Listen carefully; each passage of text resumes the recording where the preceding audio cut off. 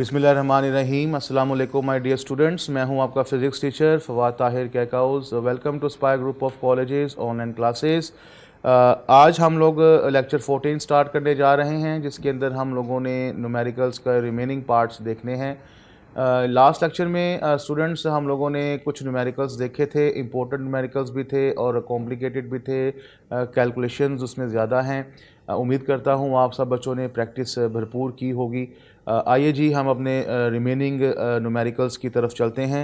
हाँ, problem number 9 है जी। हमने लास्ट लेक्चर में यस्टरडे 8 तक कर लिए थे। नाइन्थ है जी हमारे पास।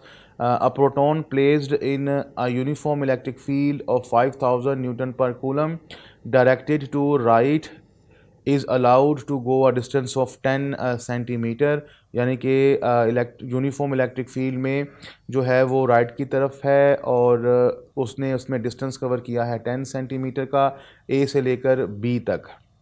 कैलकुलेट करना है जी आपने। एक तो पोटेंशियल डिफरेंस ए और बी के दरमियान कितना है, फील्ड ने कितना वर्क किया है, पोटेंशियल एनर्जी प्रोटॉन के अंदर कितना चेंज आया है, काइनेटिक एनर्जी में कितना चेंज आया है और उसकी वेलोसिटी क्या है। स्टूडेंट्स ये भी ज़रूरी नहीं कि सारे का सारा न्यूमेरिकल आपको आए। कोई से 2 पार्ट, कोई से 1 पार्ट, कोई से 3 पार्ट आपको दे सकता है, इसलिए ये न्यूमेरिकल आपने लाजमी करना है। आइए जी हम इसका डाटा लिखते हैं। यूनिफॉर्म इलेक्ट्रिक फील्ड ई है, डिस्टेंस ट्रैवल्ड है जिसको मैंने डेल्टा आर का नाम दिया, सेंटीमीटर में दिया है। मैंने इसको मीटर में कन्वर्ट किया तो 100 से मुझे डिवाइड करना पड़ गया, 0.1 मीटर आ गया। नेक्स्ट जी हमारे पास फाइंड आपने जो करना है वो मैंने लिख दिया है। Potential difference, work done, change in potential energy, change in kinetic energy and velocity. आइए जी पहला पार्ट देखते हैं। Potential difference by using formula electric field as a potential gradient. E आपको मालूम है कि हमारे पास minus delta V over delta R होता है। यहाँ से मैंने डेल्टा वी कैलकुलेट किया तो माइनस ई डेल्टा आर, ई की वैल्यू भी गिवन है, आर की वैल्यू भी गिवन है, -500 आ गया। माइनस साइन ये शो कर रहा है कि पोटेंशियल डिक्रीज हो रहा है because proton is moving along the E. अब या मैंने पहले भी आपको बताया हुआ है कि जब हम अगेंस्ट द ई जाएंगे तो पोटेंशियल डिफरेंस हमारे पास आता है और बढ़ता है, पोटेंशियल बढ़ता है। लेकिन चूंकि ये अलोंग द ई जा रहा है, ई की डायरेक्शन में जा रहा है, तो पोटेंशियल उसका डिक्रीज ही हो रहा होगा। ये लाइन आपने लाजमी मेंशन करनी है नीचे वाली। नेक्स्ट पार्ट है जी वर्क डन। वर्क आपको पता है कि work done on a charge is equals to the potential, तो लिहाजा यहाँ से वर्क निकालेंगे तो Q डेल्टा V आएगा। हमारे पास यहाँ पर Q 1.6 10 की पावर -19 है, यानी कि एक्सपोनेंट -19 है। वर्क के अंदर वैल्यूज़ को पुट करेंगे तो 1.6 एक्सपोनेंट -19 और डेल्टा V चूँकि आपने पार्ट 1 में कैलकुलेट किया है वो 500 आ जाएगा।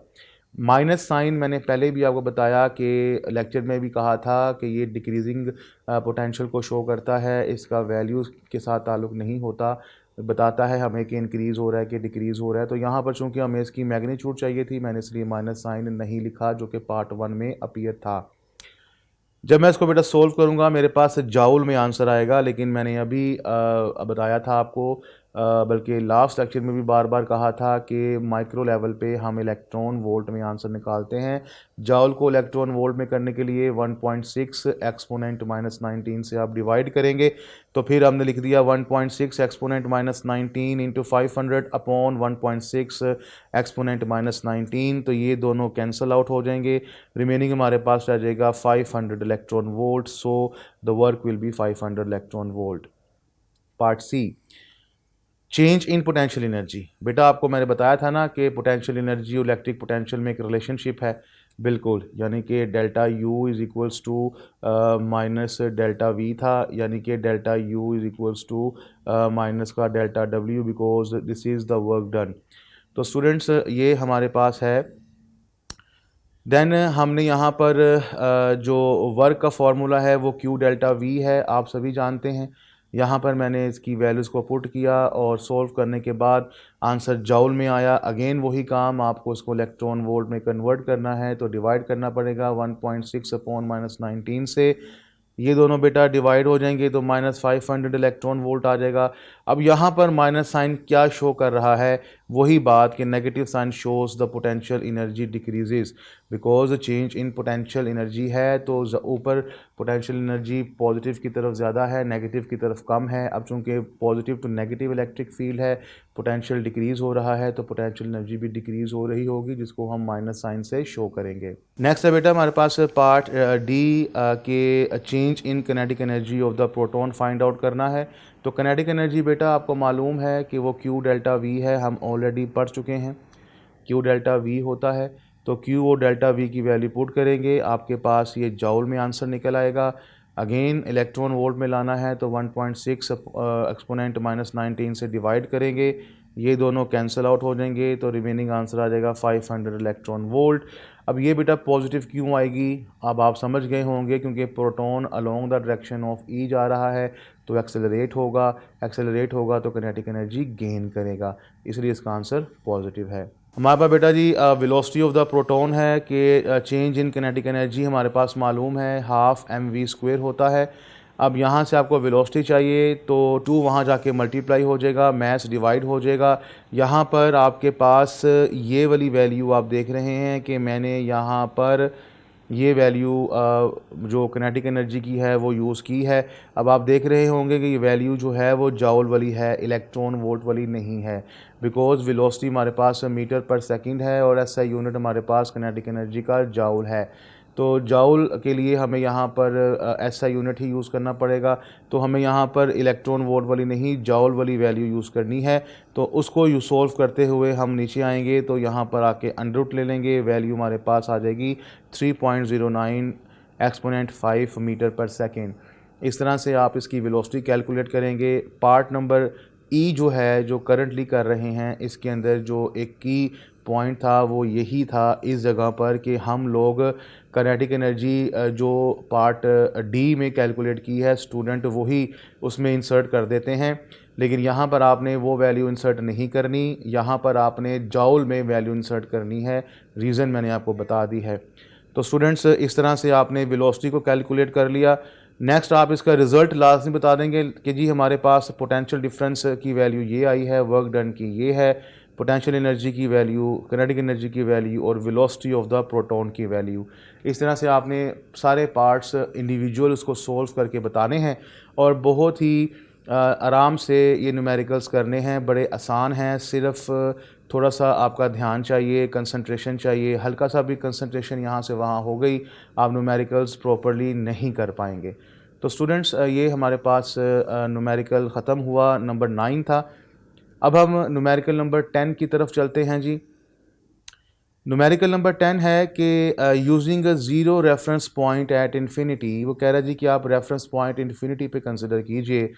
Determine the amount by which a point charge alters the electric potential at point 1.2 meter away.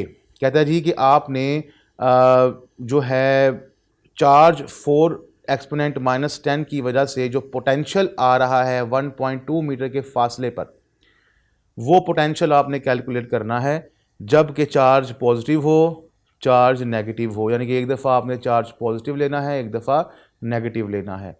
तो स्टूडेंट्स हम डाटा लिख लेते हैं। डाटा में पॉइंट चार्ज उसने Q दे दिया है 4 एक्सपोनेंट -8 कूलम, डिस्टेंस है 1.2 मीटर।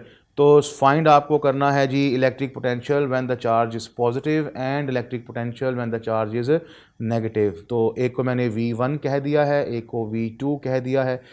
आइए जिसका सोल्यूशन देखते हैं कि जब चार्ज पॉजिटिव होगा तो पोटेंशियल का फॉर्मूला ये होगा, आप जानते हैं बेटा कि पोटेंशियल हमारे पास होता है KQ/R। के यहाँ पर 1/4 पाई एप्सिलॉन नॉट है, Q/R। अब चूंकि चार्ज हमारे पास पॉजिटिव है इसलिए हम इसको 1 कह देते हैं। यहाँ पर वैल्यूज़ को इंसर्ट करेंगे तो सोल्व करने के बाद आप एक्सपोनेंट्स को कंबाइन कर देंगे और फाइनल आंसर आपके पास V1 का निकलेगा +3 10 की पावर 2, यानी कि +3 एक्सपोनेंट 2 वोल्ट।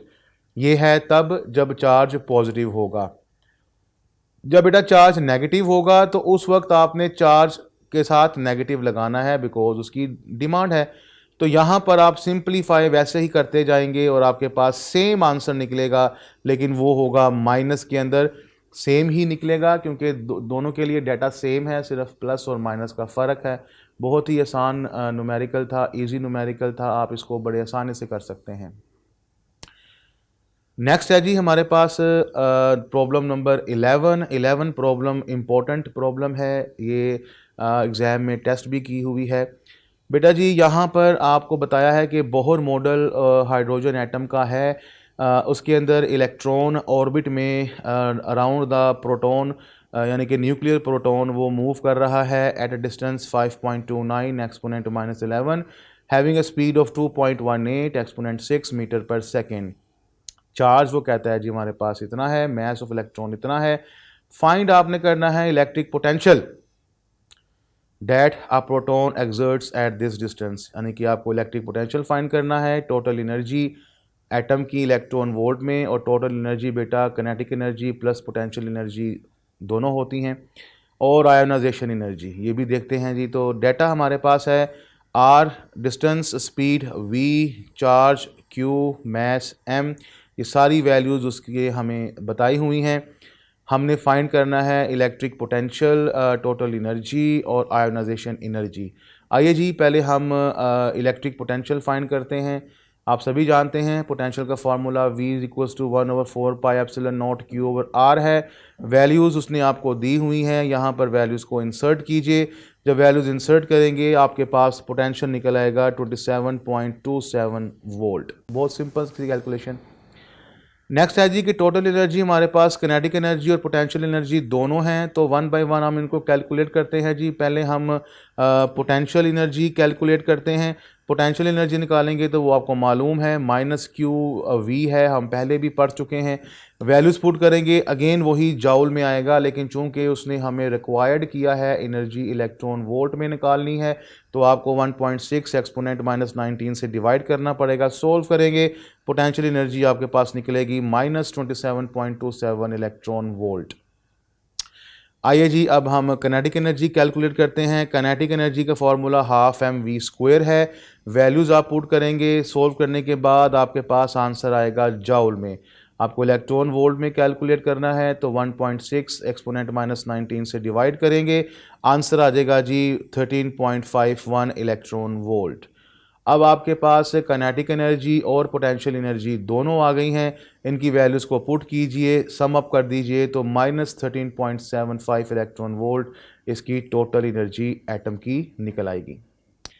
थर्ड पार्ट है जी आयोनाइजेशन एनर्जी। बेटा आयोनाइजेशन एनर्जी होती है energy at the outer most orbit minus energy at the ground state. ये फॉर्मूला है, इसको हम चैप्टर नंबर 20 में भी देखेंगे।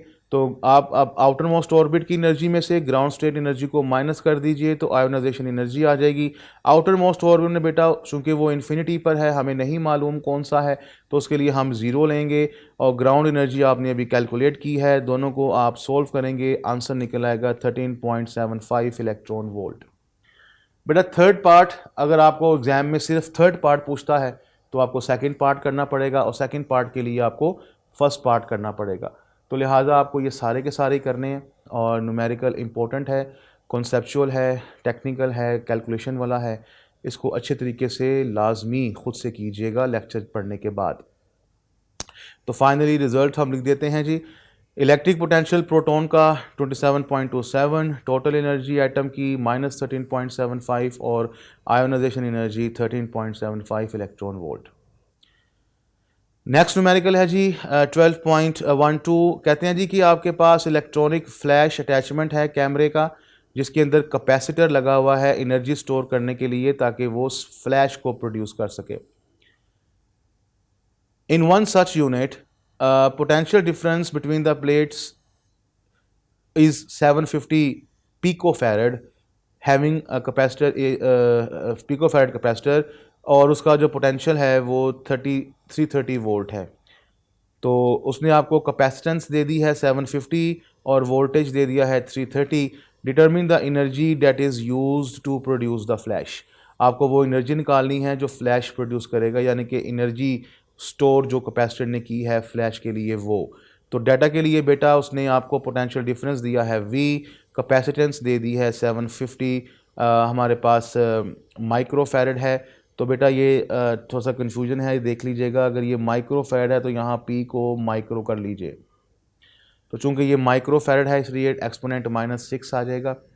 एनर्जी स्टोर्ड का फॉर्मूला बेटा आपने पढ़ा है कि वो हाफ सी वी स्क्वायर होता है। सी और वी की जगह बेटा उसकी वैल्यूज़ को सब्स्टिट्यूट कीजिए, सोल्व कीजिए और आपके पास आंसर निकल आएगा जॉल में। अब चूंकि बेटा यहाँ पर वो इलेक्ट्रिकल फील्ड की फॉर्म में एनर्जी स्टोर करता है, तो इलेक्ट्रिकल एनर्जी है, तो हम यहाँ पर इसको जाउल ही रहने देंगे, क्योंकि ये माइक्रो लेवल पे नहीं पूछ रहा, किसी पार्टिकल की नहीं पूछ रहा, तो आप इसको जाउल में ही रहने दें। तो ये न्यूमेरिकल बोर्ड का हिस्सा भी बना हुआ है, तो ये एग्ज़ाम में भी आया हुआ है और आ सकता है। इस तरह के न्यूमेरिकल्स जो शॉर्ट स्टेटमेंट के हैं वो टेस्ट किए जाते हैं। बेटा जी लास्ट न्यूमेरिकल है हमारे चैप्टर नंबर 12 का। वो कहते हैं जी कि capacitor having a capacitance of 2.5 exponent -8 farad in the charging process electrons are removed from one plate and placed on the other one. यानी कि चार्जिंग प्रोसेस के दौरान इलेक्ट्रॉन्स एक प्लेट से दूसरे प्लेट पे ट्रांसफ़र हो रहे हैं। पोटेंशियल डिफरेंस जब 450 वोल्ट का है तो बताएं कितने इलेक्ट्रॉन्स ट्रांसफर्ड होंगे। सिंपल सी बात है बेटा, आपको मालूम है कि डाटा हमने पहले लिखना है कैपेसिटेंस और पोटेंशियल डिफरेंस फाइंड करना है नंबर ऑफ़ इलेक्ट्रॉन्स, और आपको मालूम है कि हमारे पास जो टोटल नंबर ऑफ़ इलेक्ट्रॉन्स हैं वो Q = NE से निकलेंगे। यहाँ पर ये नंबर ऑफ़ इलेक्ट्रॉन्स हैं तो Q/E आ जाएगा। Q आपको मालूम है कि वो CV के बराबर होता है। यहाँ पर आप बेटा ये C और V दोनों की वैल्यूज़ को मल्टीप्लाई करेंगे तो चार्ज आ जाएगा। तो ये चार्ज की वैल्यू आप यहाँ पर इंसर्ट करेंगे, तो ये चार्ज की वैल्यू है, ये हमारे पास चार्ज जो पार्टिकल पे है सिंगल पार्टिकल पर वो 1.6 10⁻⁻19 है। बेटा एक्सपोनेंट्स को आप जब सोल्व करेंगे तो नंबर ऑफ़ इलेक्ट्रॉन्स आपके पास निकल आएंगे 7.03 10⁻13, यानी कि 7.03 एक्सपोनेंट 13 इलेक्ट्रॉन्स। तो इतने इलेक्ट्रॉन्स जो हैं वो ट्रांसफ़र होंगे अगर आपके पास पोटेंशियल डिफरेंस इतना होगा। तो स्टूडेंट्स ये हमारे पास एक्सरसाइज के न्यूमेरिकल्स कंप्लीट हो गए। हमने सारे न्यूमेरिकल्स वन बाय वन देखे हैं, इसको सॉल्व किया और हमने इसको अच्छी तरीके से पढ़ा। आप लोगों ने इन तमाम न्यूमेरिकल्स की प्रैक्टिस अच्छे तरीके से करनी है ताकि आपके हाथ से एक दफ़ा न्यूमेरिकल्स निकल जाएं और आपको बाद में प्रॉब्लम ना हो। बहुत से स्टूडेंट्स न्यूमेरिकल को स्किप कर देते हैं और वो वजह यही होती है कि उनको कमांड नहीं होती। कमांड सिर्फ उसको होगी जो प्रैक्टिस करेगा। अब हमने बेटा जो इस चैप्टर के प्रॉब्लम्स हैं जो कि चैप्टर के अंदर हैं वो हम लोगों ने डिस्कस करनी है, तो इंशाल्लाह वो हम नेक्स्ट लेक्चर में डिस्कस करेंगे। आज के लेक्चर में इतना ही है। अपने टीचर को इजाज़त दीजिए, अपना खूब ख्याल रखिएगा। इंशाल्लाह नेक्स्ट लेक्चर में मिलते हैं। अल्लाह हाफिज़।